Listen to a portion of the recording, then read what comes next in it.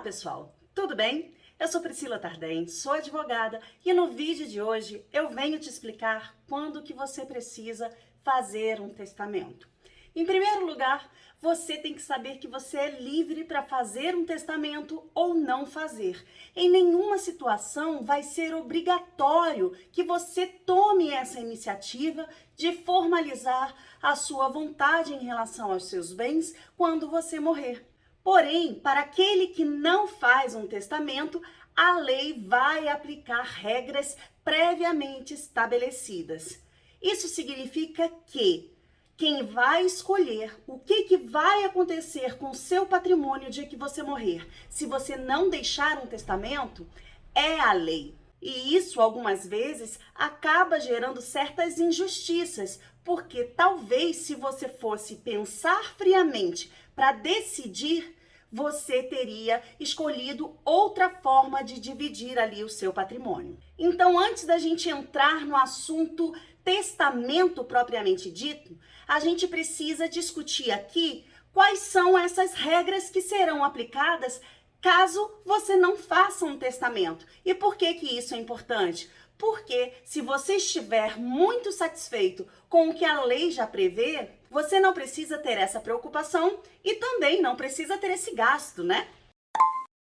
Então vamos lá.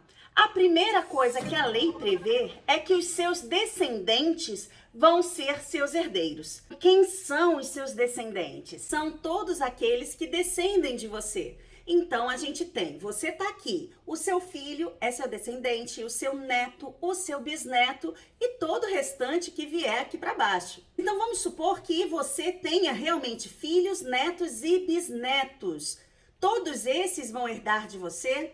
Não necessariamente, porque seu neto só vai herdar de você se o pai dele, que é seu filho, não estiver mais vivo quando você morrer. A mesma coisa acontece com os bisnetos. Então, em regra, se todos os seus filhos estão vivos e você tem netos, os seus netos não vão herdar de você.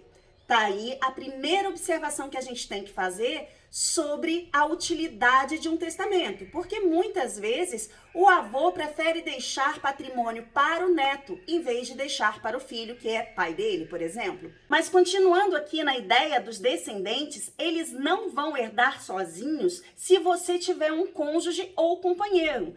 Então, se você for casado ou viver em união estável, o seu companheiro, seu marido, a sua companheira, a sua esposa vai também herdar de você junto ali com os descendentes.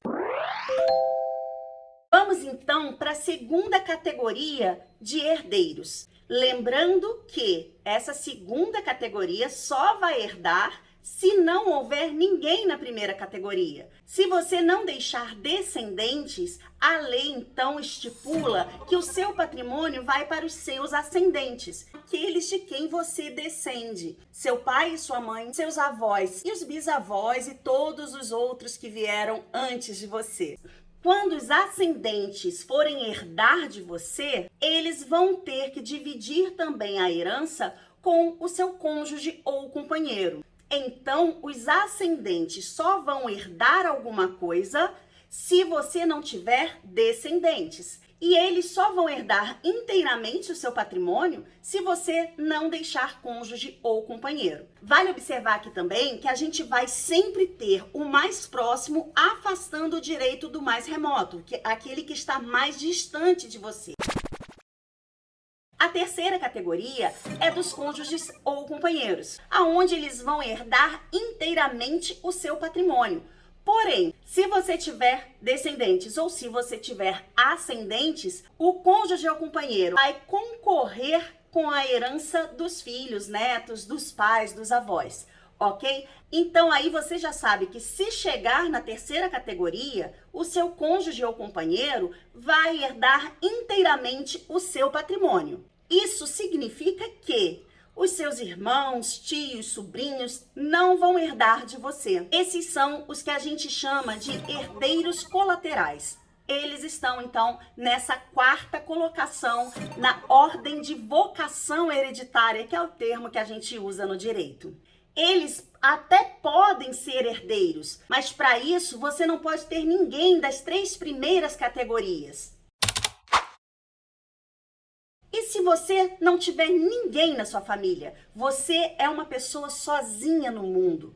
Quem é que vai herdar de você? O município, ou se for o caso do Distrito Federal, onde não há município, é o próprio Distrito Federal que vai herdar de você. Então, agora que você já sabe como que o patrimônio que você lutou tanto para construir durante toda a sua vida vai ser dividido quando você morrer, talvez você não esteja satisfeito com o que diz a lei. Mas a própria lei te dá uma solução também. Você pode dispor dos seus bens de uma forma diferente. É claro que você precisa respeitar determinadas regras, mas ainda assim, a elaboração de um testamento pode ser muito mais gratificante para você do que deixar a lei decidir o que vai acontecer com o seu patrimônio depois que você morrer. Agora, vamos supor que você decidiu que você vai sim fazer um testamento. O que você precisa saber? Em primeiro lugar, você tem que saber que existem alguns herdeiros que não podem ficar sem nada de herança. Esses são os chamados herdeiros necessários. A eles tem que ser reservado pelo menos metade de todo o seu patrimônio. E quem são esses herdeiros necessários? Serão os descendentes, naquela mesma ordem que eu expliquei para você, que os mais próximos afastam o direito dos mais remotos. Ou se você não tiver descendentes, os seus pais, avós serão também herdeiros necessários. E por último, o cônjuge ou companheiro. Sendo que eu vou fazer uma observação em relação ao companheiro, porque a lei, quando diz ali quem são os herdeiros necessários, fala especificamente em cônjuge. Porém, existe toda uma discussão aí a respeito da equiparação para fins de direito do cônjuge e do companheiro. Mas até existe situação que o STJ já admitiu um acordo, por exemplo, para que os companheiros não herdassem um do outro. Isso jamais pode acontecer no casamento, mas ali na união estável é possível, a menos que haja futuramente uma mudança de entendimento dos tribunais, tá bom? Mas para fins de testamento, você vai considerar que o companheiro é sim o seu herdeiro necessário. E como ficaria então essa divisão? Vamos supor que aqui está a totalidade do seu patrimônio, é esse bloco aqui. Eu falei que tem que reservar 50% para os herdeiros necessários, certo? Então, se você tiver apenas um herdeiro necessário, ele vai ficar com 50% do seu patrimônio. A outra metade você pode dar para quem você quiser, através do testamento. Ou mesmo em caso de doação em vida, tá bom? Também existe essa limitação. Mas seguindo aqui, e se você tiver 2 herdeiros necessários, como ficaria então essa divisão? Não muda nada em relação a essa metade que tem que ir para os herdeiros necessários. A diferença é que aqui, em vez do seu herdeiro necessário receber 50%, como são 2, cada um vai receber 25% do seu patrimônio. E você vai continuar podendo dispor de 50% para quem você quiser. O mesmo vale se você tiver 3 herdeiros necessários, 4, 5, 10, 20, tanto faz. A questão é, essa primeira metade, que é o que a gente chama de legítima, vai ter que ser dividido entre os seus herdeiros necessários e a outra metade, 50% do seu patrimônio, você é livre para fazer o que você quiser.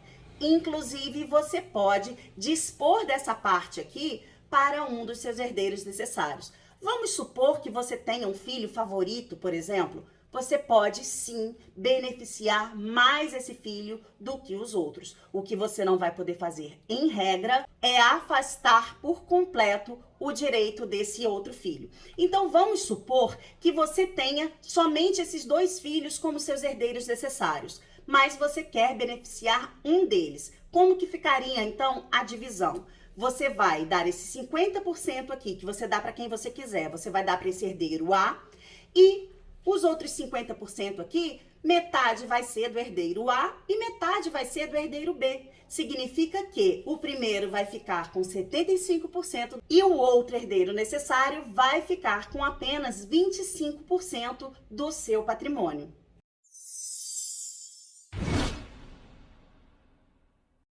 Eu vou encerrando esse vídeo por aqui, mas eu tenho muito mais a falar sobre testamento. Porém, para não ficar algo muito longo, eu vou deixar para separar o tema em vários vídeos, porque assim você vai conseguir ter uma ideia mais completa sobre como que funciona o testamento. Hoje eu espero que você saia daqui sabendo se vale a pena ou não para você fazer um testamento. Porque se você estiver satisfeito com a forma como a lei determinou ali a divisão dos seus bens quando você morrer, você não precisa se preocupar com isso, tá bom?